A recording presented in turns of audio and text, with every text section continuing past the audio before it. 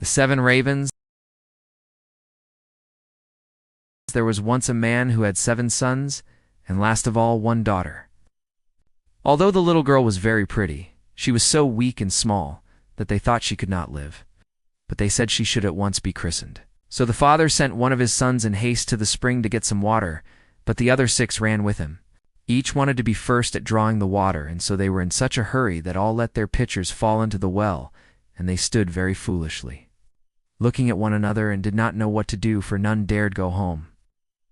In the meantime the father was uneasy, and could not tell what made the young men stay so long. "Surely," said he, "the whole 7 must have forgotten themselves over some game of play." And when he had waited still longer, and they yet did not come, he flew into a rage, and wished them all turned into ravens. Scarcely had he spoken these words, when he heard a croaking over his head, and looked up and saw 7 ravens as black as coal flying round and round.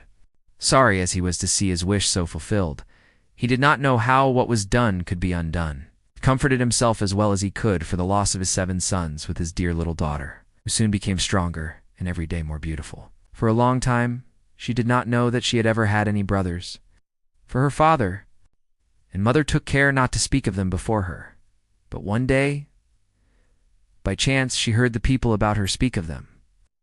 "Yes," said they, "she is beautiful indeed, but still 'tis a pity that her brothers should have been lost for her sake." Then she was much grieved, and went to her father and mother, and asked if she had any brothers, and what had become of them.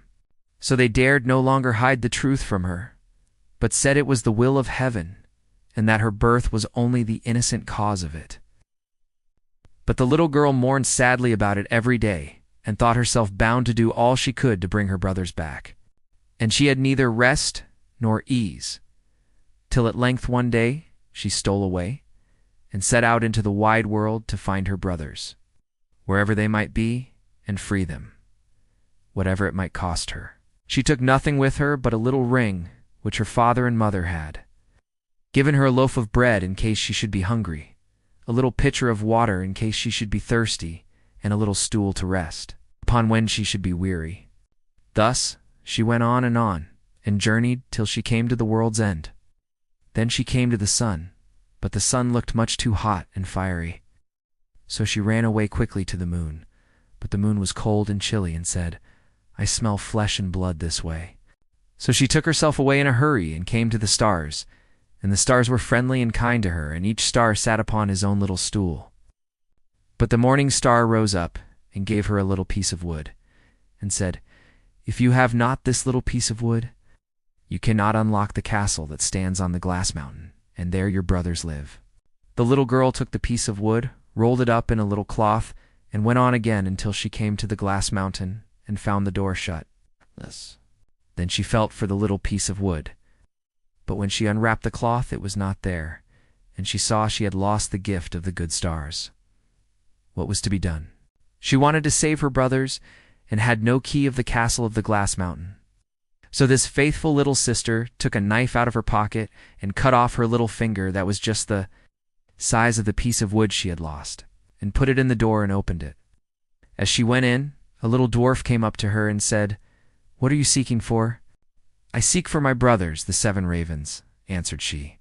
Then the dwarf said, "My masters are not at home, but if you will wait till they come, pray step in."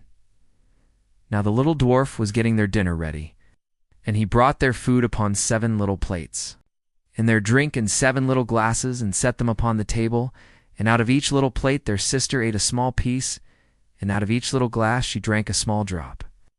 But she let the ring that she had brought with her fall into the last glass.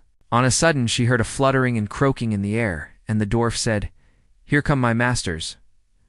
When they came in, they wanted to eat and drink, and looked for their little plates and glasses.